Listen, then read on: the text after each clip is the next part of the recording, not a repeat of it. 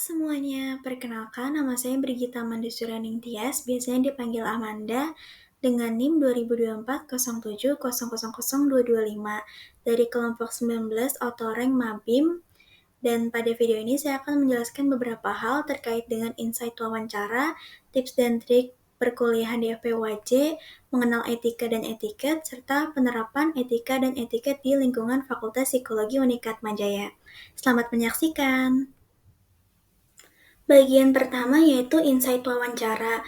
Untuk insight wawancara sendiri ada banyak sekali hal yang saya dapatkan. Yang pertama, belajar bagaimana kalau kita mau wawancarain orang itu harus ada informed consent sebagai lembar persetujuan kita sebagai orang yang mewawancarai narasumber.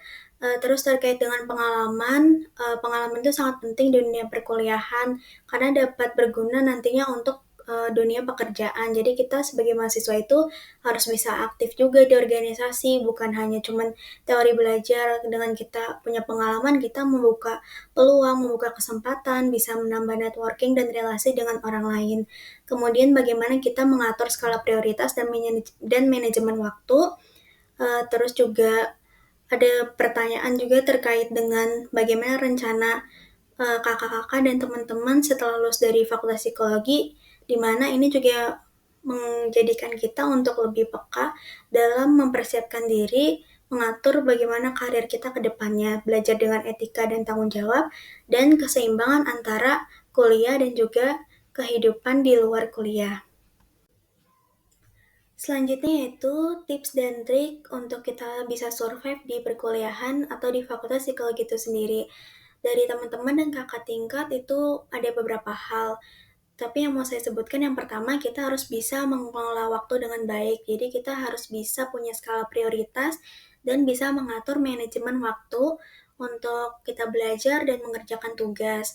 Yang kedua, kita harus menjaga kesehatan kita, baik itu secara mental maupun fisik. Yang ketiga itu lebih aktif dalam diskusi di kelas, dari pengalaman juga.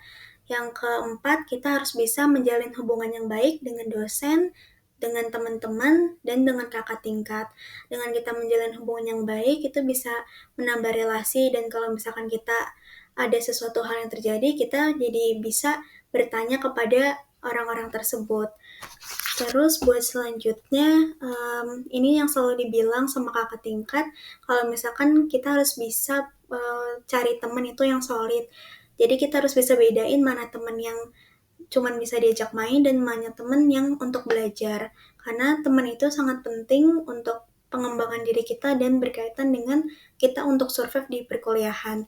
Yang terakhir itu kita harus bisa menghargai dan merayakan setiap pencapaian kecil yang kita bisa lakukan selama berkuliah. Etika dan etiket merupakan hal yang penting untuk diterapkan karena etika merupakan sekumpulan prinsip moral yang mengatur perilaku seseorang, sedangkan etiket merupakan norma sosial yang mengatur cara kita berperilaku ke orang lain. Jadi tujuannya memberikan panduan moral bagi individu untuk menciptakan hubungan sosial yang baik, menghindari konflik, menciptakan kenyamanan, menjaga kepercayaan, dan saling menghormati. Selanjutnya penerapan etika dan etiket di lingkungan FPUAJ. Yang pertama dari pakaian itu harus formal, rapi, sopan, tidak boleh ketat, tidak boleh terbuka. Kalau pakai bawahan di bawah lutut. Kemudian untuk menyapa dosen kita memanggilnya dengan Mbak, Mas, Profesor, Pak, atau Bu.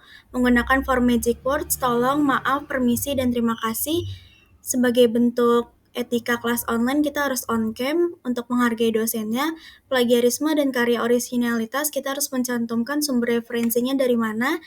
Untuk informed consent, kalau kita mau wawancarain orang, kita harus pakai lembar informed consent. Dan yang terakhir, etika chat dosen itu di jam kerja jam 8 sampai jam 5 sore, karena jangan di atas jam 7 dapat mengganggu dosen tersebut.